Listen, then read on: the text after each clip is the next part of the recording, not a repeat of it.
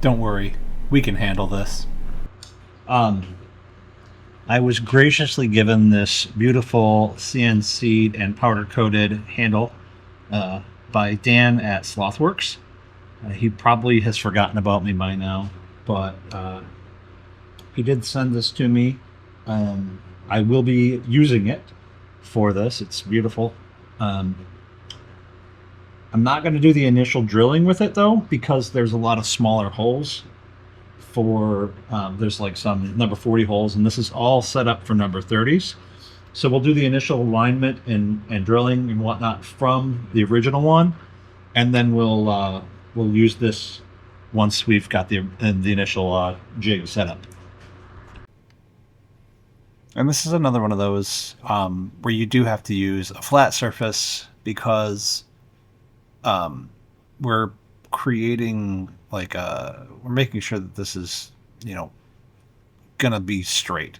So clamp both sides, weigh it down on the table, make sure there's not any weird twist that's gonna come up. It looks weird because the outside is resting on the table. The inside is actually the inside lip or flange is a little bit smaller, so that's why it looks like it's bouncing up and down, despite the aft side actually sitting down on the table.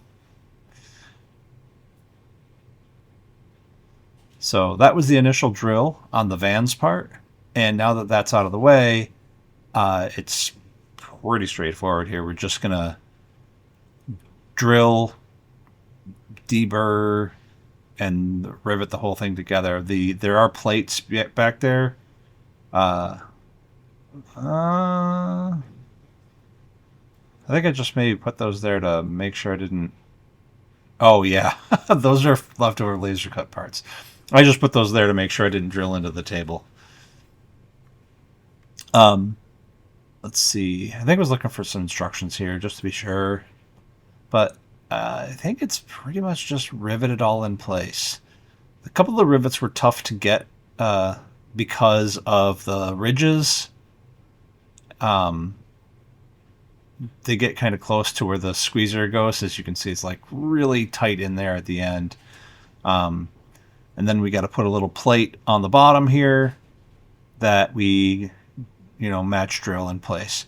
I will say, I guess this was probably a little bit more difficult with the clunky, big clunky handle there instead of the nice slim one that Vans offers. But I'll take the hit on that if it means a nice piece of material, a little soft touch material here and there inside of this airplane will be worth it, in my opinion. It doesn't have to be all sheet metal all the time. I'm going to have an interior and all that as well. So just, a couple of nice pieces are good to have.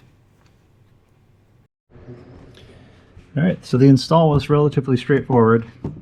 We did these four on either side first with this piece. And then once those were done, we added the extra holes here and here. No real gotchas here. This is relatively simple. We just final drilled these number 30 afterward once we started clecoing this on. The one thing I'll say is you can kind of see there's a little bit of the powder coat started to come away from the holes a tiny bit. I don't think that's going to change anything about the overall quality of this thing over time. It's nice and stiff, nice and handy. I don't know if you want to call it that. But I can say this, that as far as getting this stuff into the same plane, yeah, this is